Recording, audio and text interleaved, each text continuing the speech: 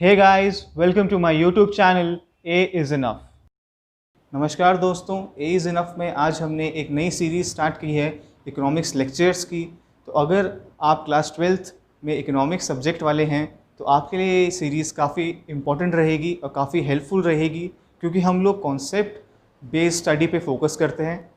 और चलिए सीधे चलते हैं हम आज के अपने टॉपिक पे, जिसका नाम है market mechanism, equilibrium price and quantity in a competitive market. अब इसमें मेन ऑब्जेक्टिव क्या है हमारा? To understand how do the forces of demand and supply interact to determine market price. कैसे डिमांड और सप्लाई, जो फंडामेंटल एलिमेंट्स हैं economics के, वो इंटरैक्ट करते हैं मार्केट में आपको प्राइस, इक्विलिब्रियम प्राइस और इक्विलिब्रियम क्वांटिटी देने के लिए। ठीक है, इससे पहले जो बेसिक है, दो साइड होती है मार्केट की। पहली होती है डिमांड साइड, कंज्यूमर्स हमारी, और डिमांड कर्व क्या होता है? नेगेटिवली स्लोपिंग होता है। प्राइस राइज करती है तो डिमांड फॉल करती है, एंड वाइस वर्सा। दूसरी साइड क्या होती है? सप्लाई साइड, जो प्रोड्यूसर्स की होती है। ओके, और सप्लाई कर्व कैसा होता है? पॉजिटिवली स्लोपिंग होता है। इसमें प्राइस राइज होता है और सप्लाई भी राइज हो जाती है। इसके बाद दो चीज़ें हैं, जो दो वर्ड्स सबसे ज़्यादा यूज़ करेंगे हम इस वीडियो में, वो है इक्विलिब्रियम प्राइस और इक्विलिब्रियम क्वांटिटी। इन दोनों को अब मैं क्लोजेस्ट रियल लाइफ एग्जांपल इसके लिए दूं तो आप सुनते होंगे कि आज जो है आलू की प्राइस है 40 रुपीज़ पर केजी। ठीक है, 2-3 दिन बाद आप सुनोगे कि वो 65 रुपीज़ पर केजी हो गया। फिर 2-3 दिन बाद वो 25 केजीज़ हो गया, 25 रुपीज़ पर केजी हो गया। तो ऐसे में क्या होता है कि इक्विलिब्रियम प्राइस जो है वो एक दिन का माना जाता है। आलू की क्या प्राइस है आज, ठीक है, 2-3 दिन बाद वो फिर चेंज हो जाती है, वो फ्लक्चुएट हो जाती है। क्यों होती है? वो हमारा मेन ऑब्जेक्टिव है इस चैप्टर का। दूसरी चीज़ आती है इक्विलिब्रियम क्वांटिटी। अब इक्विलिब्रियम क्वांटिटी क्या हुई कि आपकी लोकेलिटी में जितने भी सब्जी वाले हैं, अलग अलग इंडिविजुअल सब्जी वाले जो हैं, उनके पास टोटल कितनी क्वांटिटीज़ हैं आपके आलू की, कितने केजी आलू उनके पास टोटल हैं, वो आपकी इक्विलिब्रियम क्वांटिटी हो जाएगी उस दिन के लिए। ओके, वो भी फ्लक्चुएट करती रहेगी जैसे इक्विलिब्रियम प्राइस फ्लक्चुएट करती है। अब सीधे चलते हैं इसके ग्राफ की तरफ।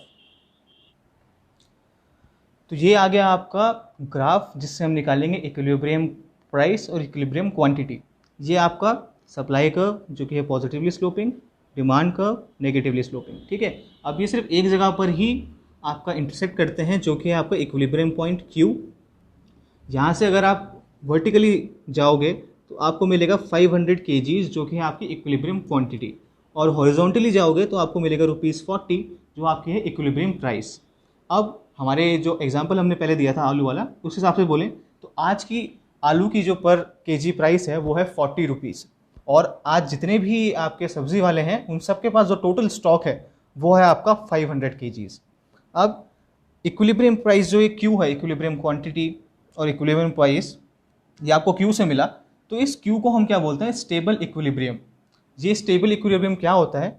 वो ऐसा इक्विलिब्रियम होता है जो अगर उसमें थोड़ी बहुत फ्लक्चुएशन आ भी जाती हैं, वो थोड़ा ऊपर नीचे या साइडवेज मूव कर भी जाता है, तो भी वो कुछ टाइम बाद फोर्सेस ऑफ डिमांड और सप्लाई की वजह से वापस इसी पॉइंट Q पे आ जाएगा। अब इसको हम समझते हैं ग्राफ्स के साथ। और ये आ गया आपका ग्राफ। इससे आपको समझने में आसानी होगी क्योंकि इसमें सप्लाई का और डिमांड का अलग अलग बनाए गए हैं। ठीक है, तो अब क्या करते हैं कि पहले एक एजम्पशन ले लेते हैं कि 80 रुपीज़ पर केजी हो गया है आलू का प्राइस। अब 80 रुपीज़ हो गया है तो भाई इतना महंगा हो गया है, डिमांड कम रहेगी कंज्यूमर्स में, और 80 रुपीज़ है तो सप्लायर क्या सोचेगा कि ज़्यादा प्रॉफिट हो सकता है, इसलिए वो स्टॉक भी क्या रखेगा? 800 kgs रखेगा। अब ऐसे में क्या हो रहा है कि हमारी जो डिमांड है वो तो सिर्फ 200 kgs है, यहाँ पे आप देख रहे हो, और सब सप्लाई है लोगों पे, सप्लायर्स पे, वो है 800 kgs।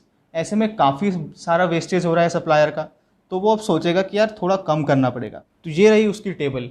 अब सप्लायर ने क्या करा है कि अब एक टेबल बनाई है, उसमें उसने देखा कि 80 जब प्राइस था तो उसका जो काफ़ी सारा वेस्टेज हो रहा था, अराउंड 600 kgs उसका वेस्ट हो रहा था। फिर उसने क्या सोचा, 70 प्राइस कर देता हूँ, तो उससे डिमांड बढ़ी। अब 70 प्राइस था तो सप्लाई भी कम करनी पड़ी उसे।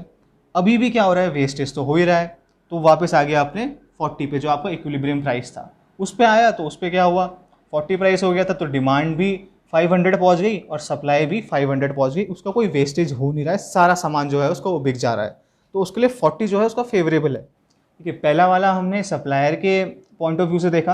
अब हम इसे कंज्यूमर के पॉइंट ऑफ व्यू से देखते हैं। कंज्यूमर के पॉइंट ऑफ व्यू से सपोज करते हैं कि 20 रुपीज़ पर केजी हो गया आलू का प्राइस अब, तो अब 20 रुपीज़ हो गया है तो भाई भीड़ मच जाएगी, वहाँ तो सेल है भाई लगी हुई। तो क्या हुआ, डिमांड 800 kgs की डिमांड हो गई, जिसको नहीं भी चाहिए था वो भी खरीद रहा है, ठीक है। और क्योंकि प्राइस 200 रुपीज़ पर है, 20 रुपीज़ है बस, तो क्या हो रहा है, सप्लायर क्या बोल रहा है कि भाई इतना सामान रखना ही क्यों है फिर, तो वो सिर्फ 200 kgs लेके आया मार्केट में। ऐसे में क्या हो रहा है, अब क्या हुआ कि वहाँ 20 रुपीज़ पे तो मारामारी हो गई भाई, कई लोगों को मिल ही नहीं रहा है। तो कुछ लोग क्या बोलेंगे कि तुम 30 रुपीज़ पर केजी में भी लेने को हम तैयार हैं। सप्लायर भी मान जाएगा कि ठीक है भाई 30 रुपीज़ केजी में ले रहे हैं ये, तो वो मान गया। तो क्या हुआ, डिमांड थोड़ी कम हो गई, 700 kgs हो गई, लेकिन सप्लाई अभी भी 350 ही है। अभी भी कुछ लोग हैं जिनको अपना सामान नहीं मिल रहा है। तो अब फिर कुछ और लोग बोलेंगे कि चल भाई हम 40 रुपीज़ पे भी लेने को तैयार हैं। अब 40 रुपीज़ पे क्या हुआ कि भाई जो सेल के लेने के लिए आए थे, सेल के चक्कर में आए थे, वो निकल गए। तो डिमांड जो हो गई वो हो गई 500 kgs, और सप्लायर को लगा भाई 40 रुपीज़ काफ़ी ज़्यादा हो गए, तो सप्लाई भी बढ़ा देते हैं, 350 से हो गई 500 kgs, और हम आ गए वापस अपने वहीं इक्विलिब्रियम प्राइस और इक्विलिब्रियम क्वांटिटी पे। तो इसी के साथ इस वीडियो को एंड करते हैं, और कंक्लूजन में सिर्फ ये कहना चाहता हूँ कि आई होप आपको जो ये मेन ऑब्जेक्टिव हमारा था वो आपको अच्छे से समझ में आ गया हो। और मेरा सिर्फ एक एम ये है कि मैं इकोनॉमिक्स को आपके सामने इस तरीके से प्रेजेंट करूँ कि आपको कुछ याद ना करना पड़े, आपके दिमाग में वो कॉन्सेप्ट बैठ जाए, और फिर उसके बाद क्वेश्चन कैसा भी आए, कैसा भी किसी भी एंगल से क्वेश्चन आए, आप उसे आंसर कर पाओ एग्जाम में। और यार क्योंकि आपकी जो इकोनॉमिक्स की बुक है ना, जो मोटी सी आपके टेबल में पड़ी हुई है, वो काफ़ी सब कुछ उसमें जो चीज़ है ना, वो सब आपकी रियल लाइफ में आपको दिख जाएगी। और मैं वही रियल लाइफ में आपको वो चीज़ें दिखाना चाहता हूँ ताकि आपको कुछ याद ना करना पड़े, वो कॉन्सेप्ट आपके दिमाग में आराम से आ जाए। और यार अगर आपको ये जो हमारा ऑब्जेक्टिव था और मेरा जो एम था वो आपको पसंद आया, या आपको पूरा ये कॉन्सेप्ट जो है वो समझ में आ गया हो इस वीडियो का, तो प्लीज़ इसको लाइक करें। और कोई भी क्वेरी हो इस चैप्टर से रिलेटेड, या कुछ भी आपको सजेशन देना हो इस वीडियो से रिलेटेड, तो आप प्लीज़ उसे कमेंट में करिए। आपका फीडबैक काफ़ी इंपॉर्टेंट है मेरे लिए। And guys, thank you so much for watching, and keep supporting, keep sharing. Thank you so much.